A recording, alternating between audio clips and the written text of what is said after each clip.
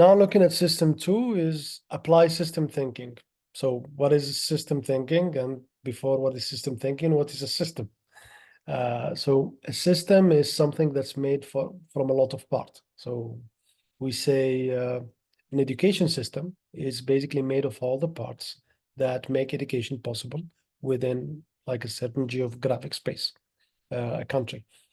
We say digestive system, that's basically all the parts that are required for us to digest food.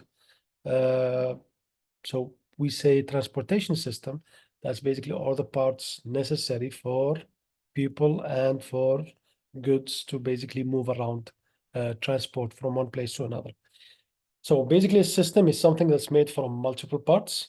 And what's different between a system and just a collection of parts is that these collection of parts serve a specific purpose that cannot be served by just one part alone.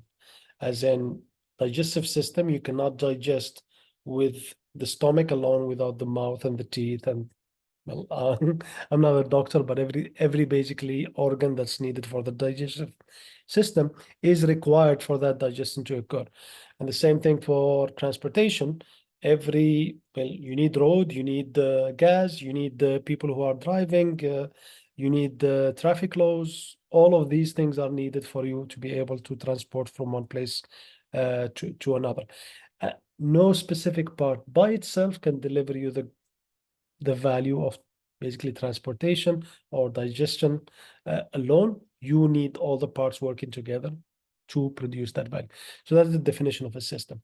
Now, when you have a system, few things basically apply, but I guess the key thing in system thinking in general, and it is also a key thing that SAFe kind of stresses on, is that improving one specific part of a system does not necessarily improve the entire system.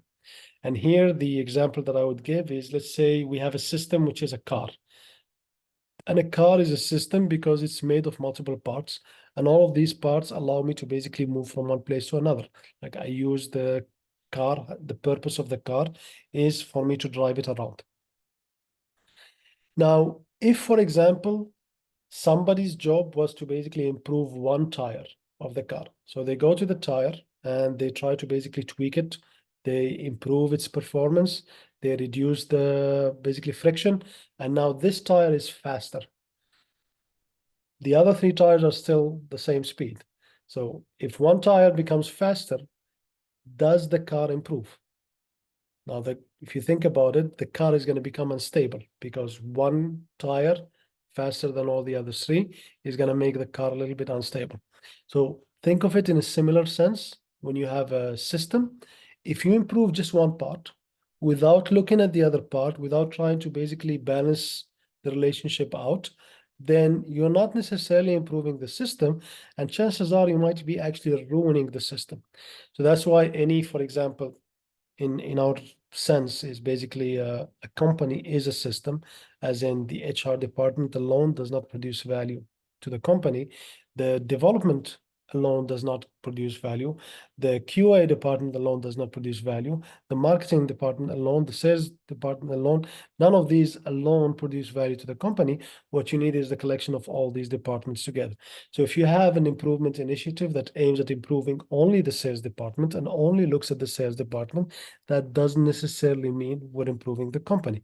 If you have an initiative that only aims at improving the development and only looks at the development department, that's not necessarily going to improve the company. The rule for improving something in a system is that you only improve the part if you can also show that the action you're going to take is going to improve the whole also. As in, I'm only going to try to improve the development department if I can show what the effects are going to be on the company. If I have no way of measuring what the effects are going to be on the company, then I'm better off not doing anything, because anything I do will not necessarily improve the company. It might actually do the exact opposite. So I might, in good faith, try to improve my development department, but what ends up happening is the company is going to go downhill, the same as the car that's become a little bit unstable. So that's for applying system thinking. See you next for principle number 3.